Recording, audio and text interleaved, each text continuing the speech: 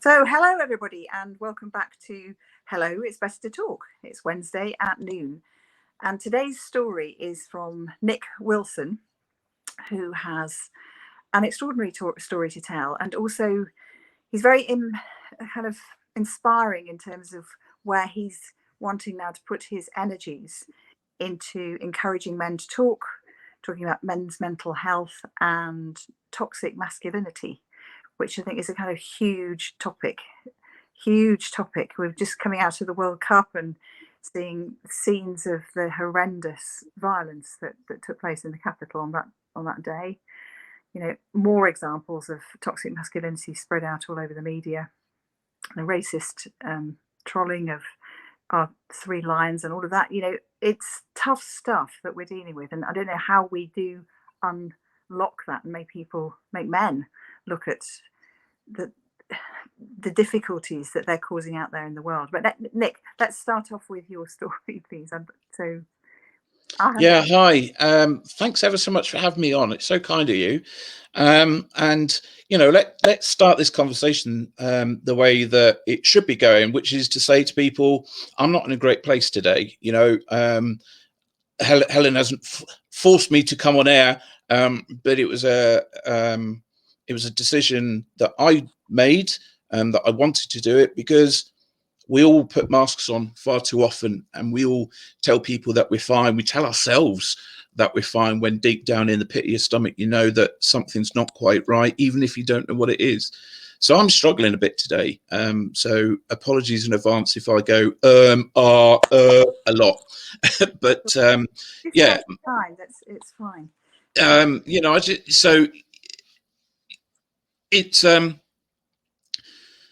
my story, I suppose, started when I was in the army. I served 14 years in the army. I was in the Royal Logistic Corps and deployed on multiple operations around the globe, which included Northern Ireland, Kosovo, Iraq, and Afghanistan. So I've seen quite a bit, and I only now, when I reflect back, and it was a couple of months ago, when I realized that actually I spent the entire 14 years of my military career pretending to be someone else, trying to be one of the lads, trying to be something that other people expected me to be, rather than just being myself. And that's it's quite daunting and overwhelming when you realize that you haven't even been yourself for 14 years,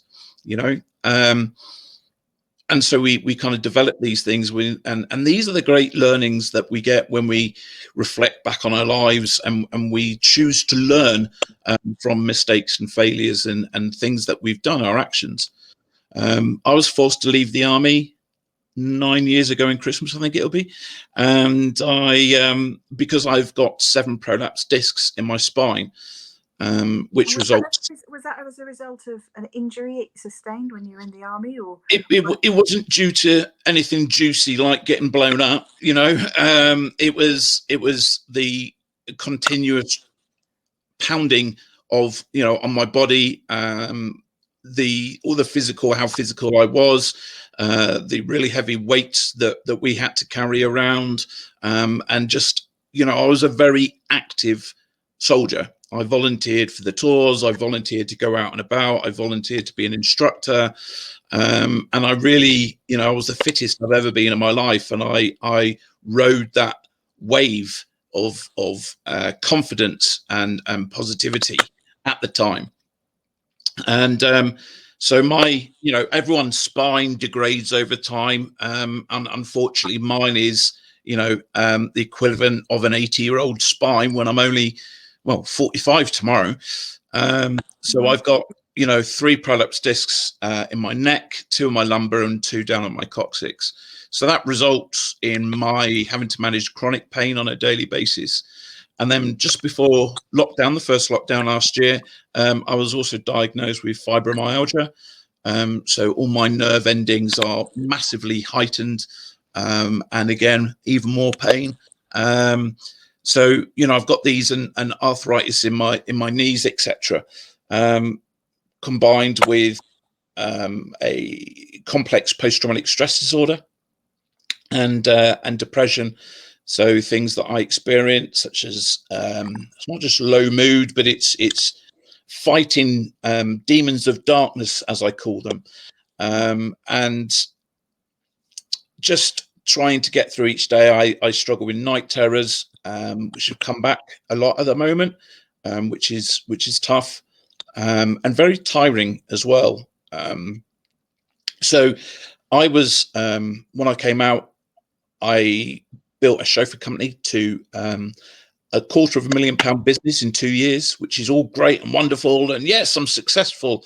And yet in year 3, the true impact of that on me was that I burned out, experienced stress burnout, had a breakdown. I was formally diagnosed with having complex PTSD, and I attempted suicide. And it will actually be 5 years tomorrow to the day since surviving that suicide attempt. This is huge. And that was on your birthday as well. So that. Yeah.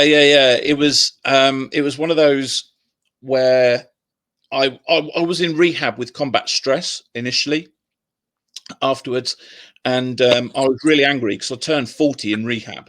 You know, when you think of your 40th, the big 40 and all this kind of stuff, you don't really picture yourself being in a straitjacket rocking in a corner. I wasn't in a straitjacket, but you know, and I had a lot of anger and a lot of hatred for the world and all kinds of stuff. And you know, the therapist said to me something which I'm sure a lot of people will be able to resound with, and really demonstrates that you don't need to have 4 years of counseling, training and experience to help people, because she simply said, well, it means you're 40 today, which means the first 40 years of your life was a practice. Now you can really relaunch yourself, rebirth and start again. She didn't get that from 4 years of training. You know, that's just a very simplistic, basic kind of common sense way of looking at it that anyone could say to someone else. And that probably saved me from leaving rehab and attempting suicide again. So, you know, that really, something so simplistic as that, but also made me see life in a different way. Can I just ask, was there something to do with the connection between you and the therapist? Did you think that, or did she just sort of flick a switch for you inside that it was a bit of both. It was a bit of both. It's a good point you pick up on, Helen, because, you know, we say to men predominantly, because I'm the founder of a men's support group. So we say to the guys, look, don't stick with the one counsellor that the NHS puts you with. If you don't have a rapport with them, if you don't get on with them or whatever, I mean, you've got to give them a fair crack. You can't sit there for 20 minutes and go, no, this isn't for me. But if you're not getting that rapport, the sessions really won't be as effective as the person that you have a lot of rapport with, because with rapport comes trust, and obviously trust is a massive part of how much you open up and how much you tell them. And the more you open up, the more you share, the more you let someone in, which makes you feel extremely vulnerable, I won't lie. But the more you do it, the more they can help you to identify what you need to do and how you're going to move forward. So it was both. It was an element of that. I just really connected with her. And it was literally, as soon as she said it, it was just like the light bulb aha moment, which just like, well, yeah, why the hell didn't I think of that? And the whole, sometimes you can't see the wood for the trees and all these other cheesy kind of sayings, you know, you're so close to it that you literally can't see something that is quite simple, really. And you know, from there, interrupted, but I think there's something very powerful and courageous about coming from a place of vulnerability. You know, we tend to try and avoid vulnerability because we're taught that, you know, don't be vulnerable, be strong, be this. But actually, when you are vulnerable, then you start letting things in, as you were saying, that you started letting in what was happening. And so it's a true place, isn't it, when you're vulnerable? There's something very true, for me anyway, there's something very truthful about that place, as opposed to all the masks that we wear. And you know, oh, absolutely. You know, it's part of our key message at Talk Mental Health is all about embracing embracing our fears, embracing our emotions, and embracing vulnerabilities. I think it was, is it Brené Brown? Is that the way you pronounce it? Brené Brown. She's amazing. And, Brené Brown. Oh yeah, massively, And I watched one of her things on Netflix. Other providers are available. And, she was talking about vulnerability and how actually the real strength, true strength, is in embracing emotions and vulnerability instead of hiding from them and compartmentalizing them. And that is kind of our message. I've only really truly been able to grow and develop as an individual through finally getting rid of, I wouldn't say totally getting rid of, but breaking down the toxic masculinities, breaking down my preconceived ideas of what it means to be a manly man in the 21st century and what that looks like, which, for most guys are based on whoever their role leaders were, whether it's their granddad, their uncles, their dads, stepdads, whoever was in their lives. And generationally, they're the ones that, unbeknownst to them, to be fair, that why we've got this level of dangerous preconceptions about emotions and vulnerabilities, and speaking about mental health you don't discuss that. You don't talk about that. You don't talk about your emotions. What you're bloody crying for, get on with it, man up, and all the rest of the sayings, which I'm sure most of your viewers have seen on social media a lot. And whilst it's great that guys are talking about it more, society is more open to mental health discussions, and we have certainly gone a long way in the past 3 to 5 years. Unfortunately, this hasn't been followed by action, and males and females both actually taking action, positive action, because toxic masculinity isn't just aimed at men, although the perception is pretty much straight away it's aimed at men. But I also know a lot of women who, unfortunately, because of sexual inequality, they had to bury their emotions and they had to put on this persona of being strong, and ended up kind of living an element of toxic masculinity because of how men were, decades ago. And whilst that is changing, I think we've still got quite a long way to go before we can get those who are more in touch with emotions, so your millennials and your Gen Zs, and until we start get them coming through to where their parents and grandparents, then hopefully that whole mindset shift will really take effect in our society. But we've got a way to go. It's a really important point, because I think we're all affected by the kind of cultural things from the past. To understand a person, you need to hop up and see what happened also to their parents. But we've got this sort of cultural trauma, collective trauma that's happened for us, from the First World War, the losses that we suffered then, the flu, coming down in little ways. Those have affected people throughout the generations, and because it wasn't talked about, then it never got healed. Absolutely. If you look at, I'm not a great one for statistics, but there was, I read a report when I was looking into PTSD, especially amongst military personnel, though I absolutely accept and wholeheartedly agree that PTSD can be for anyone. It's not just aimed at men. It's just not just aimed at military personnel. Women who get postnatal depression can also experience PTSD. But this particular time I was researching it and read a report by someone from the church who was looking into it. And whilst the US and the UK their veterans struggle massively with PTSD, after the Vietnam War, and the 30 p.m. Remember to drink some water and maybe do some press-ups. How about going for a bike ride, or at least get your ass out the door for a walk? There you go. The beauty of home. The beauty of home. Sorry.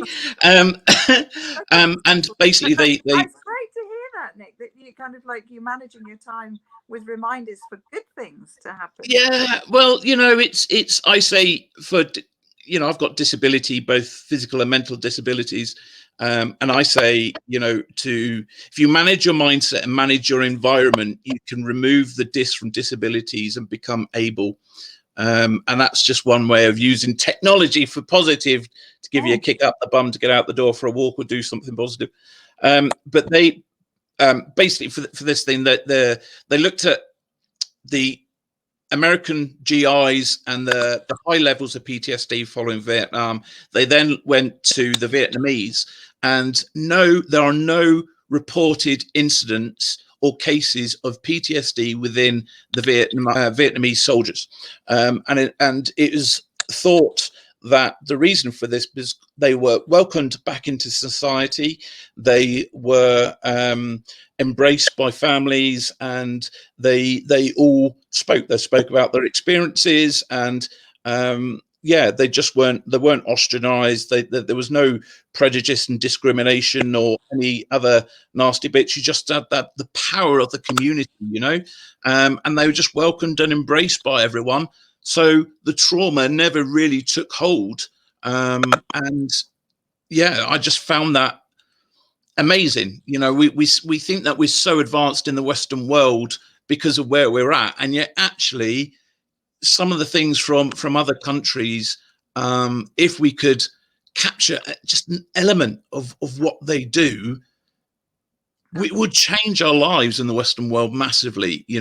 We expect modern science and medicine just to give us a pill and to fix us. God forbid that we actually have to put the work, the effort, and the time into ourselves to be truly healthy, both mentally and physically. Yeah, absolutely. I mean, there's talk now about the weird world of the West. WEIRD. That's it. So Western, educated, industrialized, rich, and developed. But actually, we're only like the 12% of the whole of the world's population, and so many of the problems that weird world has, are not experienced by people elsewhere. In fact, they've got much better ways of coping. So a key takeaway from this for me is that connection, communication are incredibly important. Is there anything else that you'd like to add to that in terms of like dealing with this knotty problem of toxic masculinity? I don't think so. There's a lot of problems with isolation and loneliness. It's the stats are out from ONS that depression and anxiety doubled last year because of COVID, and yet we're not going to see the true impact of that on our mental well-being until 2022. And I suppose just to reaffirm the fact that having not just a support network from the local mental health services, but also your social network as well, and really having that and trying to get yourself into a place where you go out. I was in crisis again in April and was having suicidal thoughts. But the reason why I ended up there was because my local mental health services ignored me. They assessed me as non-urgent, even though I was saying that I needed help, and I was recognizing all the symptoms, and I was trying to be proactive. They just cancelled out anything that I was saying. They didn't validate my feelings and my fears, and then it impacted on my pain meds, and I was just alone all the time, and I was getting no help and support. The only way that I've come out from that in such a positive manner was because I was proactive, was because I had to find the motivation in myself to push forward, to continue to ask for help, to continue to pester the GPs, to pester the crisis team and the urgent care and assessment team within my local area.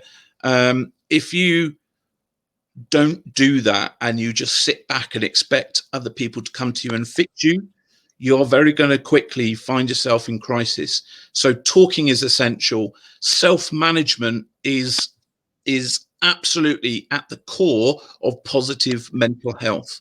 The long-term NHS mental health plan is solely reliant on self-referral. So if you recognize that toxic masculinity is within your life, be it as a female and or a male, you need to be proactive. You need to be chasing this. And there's so much that we can do ourselves whilst waiting on these really long waiting lists to see mental health professionals, you know. So try not to be caught up about emotions and vulnerabilities. It's not as easy as that. It's bloody scary, and it can be a lonely place at times. Yeah, but what are you going to do? Are you going to just feel sorry for yourself and sit to that place? Unfortunately, it comes to a point in life where you need to kick up the bum. You need that hard love, and you need to become proactive and motivated to look after yourself. Yeah, and reach out. Okay, Nick, that's absolutely great. So thank you so much for sharing your story and what's happened and the key takeaways that you've got for everybody who's listening. So we're going to drop below how you can contact Nick and his group, Men's Mental Health. Talk Mental Health. Yeah, and also just so thank you very much, Nick. It's been great having you, and let's see you. Looking forward to seeing people next week at Wednesday at noon. Thank you.